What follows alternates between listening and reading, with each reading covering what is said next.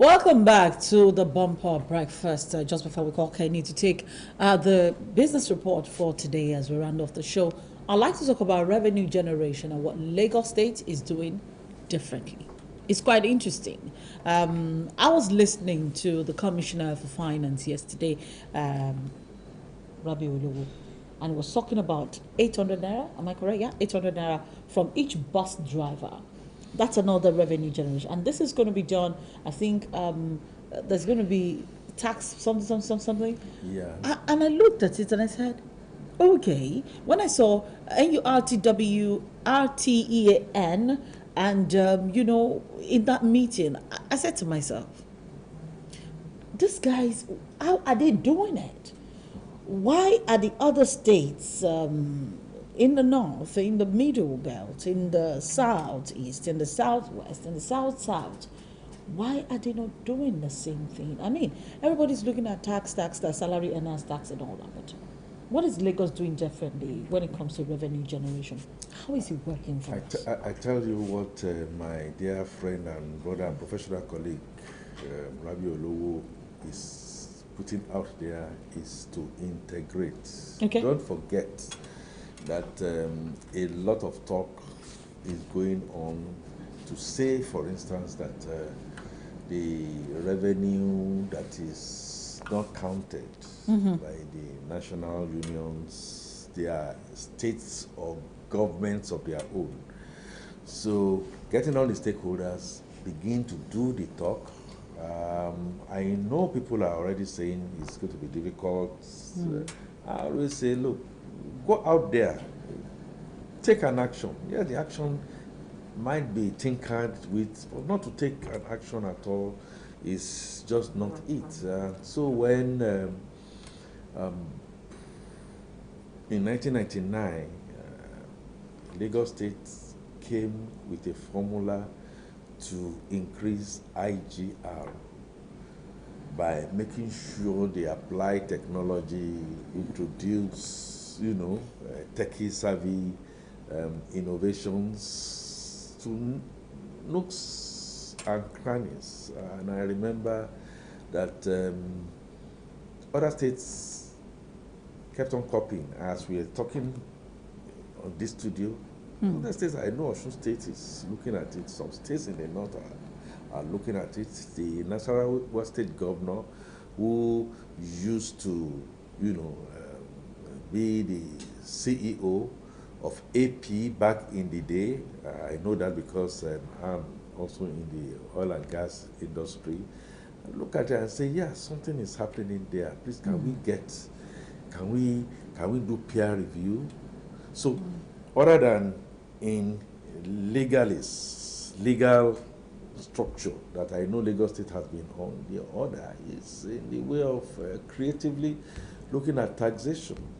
And Otumba Akin Doherty leading his team, talking about it in terms of separate corporate separatedness, has come up with telltale cutting-edge innovations to making sure that Lagos State continues to be a state of excellence. Absolutely no doubt. But Mr. Fatuke, hold a thought a little bit. Lagos State seems to be doing this under a body. Yes. We talk about revenue in the hospitals. Revenue. It used to be in those days that when you pay for cards, the money goes somewhere in the hospital. When you pay for tickets at the bus station, it goes somewhere. At the train station, it just goes somewhere. I mean, those lose money. When you go to the Ministry of Justice to make some payment, it goes somewhere. And I want to talk because I've been there. I've witnessed all of this one by one. I go on the field sometimes and I just intentionally do certain things. They encourage people to buy BRT card with your ATM rather than paying cash to buy. Now, every time you see the BRT bus stop comes with a small cubicle where you can patronize and buy cards, and then the cash is quickly converted most times again to card where somebody withdraws cash and then it goes into the account. So the money goes somewhere. There's a pool. When you leave the BRT and you go to the hospital, you buy a card. You want to buy your temporary card, or maybe you want to be an outpatient or an inpatient. You pay maybe 300 naira. It goes into a purse. It's registered. Sometimes you pay with your ATM card. I went to the Ministry of Justice the other day and I wanted to pay the fee was just 300 naira for treasury, whatever. The only means of payment acceptable is ATM card.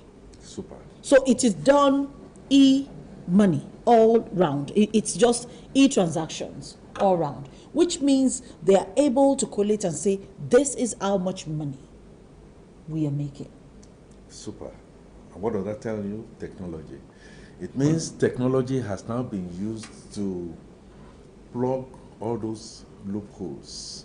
You know, when you have manual intervention, okay, you go to the clinic or the hospital, you pay certain things. Do you think all that is declared? Never. You even see people collect money outside and say, look, I can get this on for you. What has happened with what Alpha Beta started to do was to now integrate a situation where it is going to be a one-stop shop. So you pay, you generate your tax clearance receipts, it goes into the purse of government. Now, after it goes to the purse of government, what the executives do with such funds is another thing entirely. But if we do not generate enough, if we do not generate as much as we should, naturally we'll go and borrow it, which is the situation that we found in Nigeria. And so it's the reason why I am appreciating my professional colleague who is there, Otumba Akindohati and his team, that they should just continue to do what they are doing, raking revenue for government.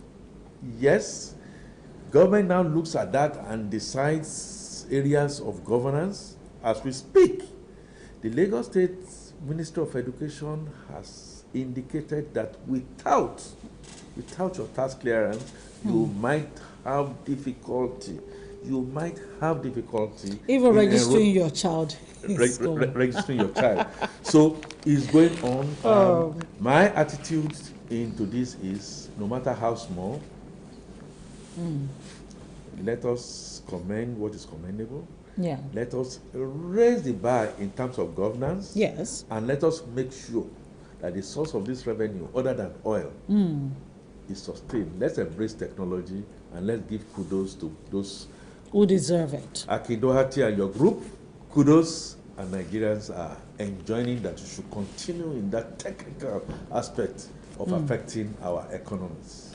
Thank you so much, Mr. Akinfatuke. Just before we call it a wrap this morning, let's quickly take the business report from Kenny Adiaga. Kenny, good morning. How are you doing today? Good morning, Tomisin. How are you today? I'm very well, thank you. What happened in the marketplace in the last 24 hours? Well, a whole lot happened, and of course, the market was up, meaning that we had the bullish market yesterday. Okay. But having said that, it will be of important to know that Budget, a non-governmental organization that have been looking into the affairs of government, both federal and state and local government level, have since discovered that there had been a duplication of budget. Duplication of companies. Allotments in terms of the budget. You recall that some years back they noticed this and they talked about the projects that were being duplicated in the budget, meaning that there is a padding. We have had issues with padding of the budget. Yeah. And this is coming up again this year.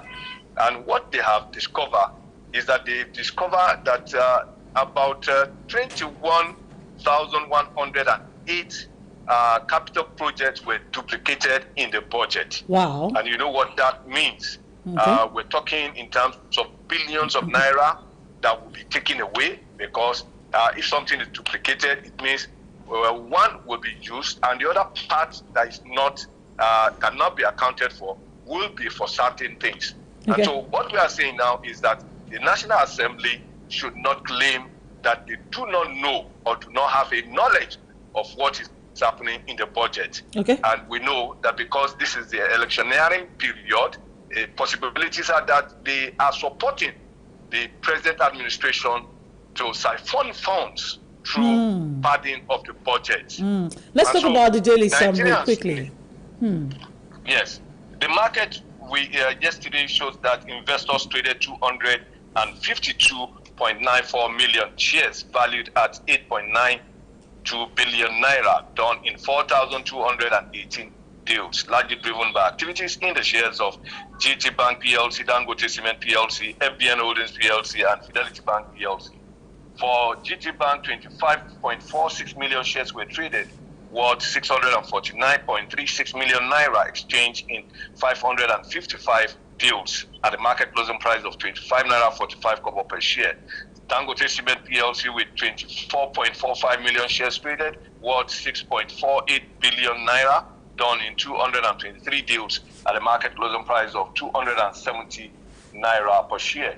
FBN Holdings PLC showing 23.1 million shares, worth 277.15 million naira. This was done in 124 transactions at the market closing price of 12 naira per share. While Fidelity Bank PLC shows 21.14 million shares, worth 57.16 million naira, exchanged in 150 deals at a market closing price of 2 naira 70 kobo per share.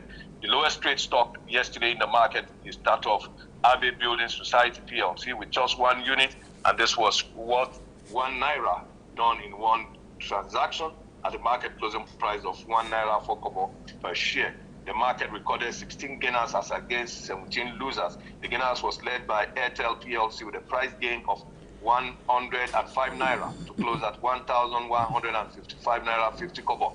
Seplat PLC was up by 30 naira 10 kobo to close at 720 naira 10 kobo. Union Bank appreciated by 25 kobo, closing at 5 naira 85 kobo. Zenith Bank with 10 kobo appreciation, closing at 25 naira 80 kobo. From the losers table, we have Nigerian Exchange Group topping the table with a price depreciation of 60 kobo to close at 19 naira 5 kobo.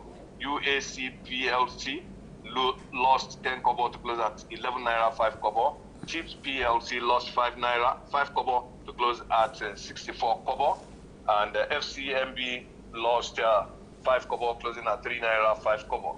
Meanwhile, the market capitalization of listed equities was up as a result of heavy transaction and heavy gain from Airtel and Seplat, and of course from Dangote Cement PLC, which were highly capitalized stocks. And so the market appreciated by 417.15 billion naira, closing at 24.47 trillion naira as against 24.005 trillion naira the previous day. And the index went up from 44,655.89 basis point to 45,430.14 basis point, an appreciation of 774.25 basis point, otherwise 1.73% gain in the market. That's Okay. the market report. Over to you, Tomis. Thank you so much, Kenny, for joining us this morning. All right, so that's it on the bumper breakfast this morning. For those who are just joining us, sorry, we are just about to go. We'll see you again tomorrow morning. Remember, it's going to be Friday. And thank God it's Friday. You get to talk to me as much as I get to talk back to you. Thank you so much, Mr. Akefatuke, for being here this morning. Stay safe, Nigerians. We'll see you tomorrow.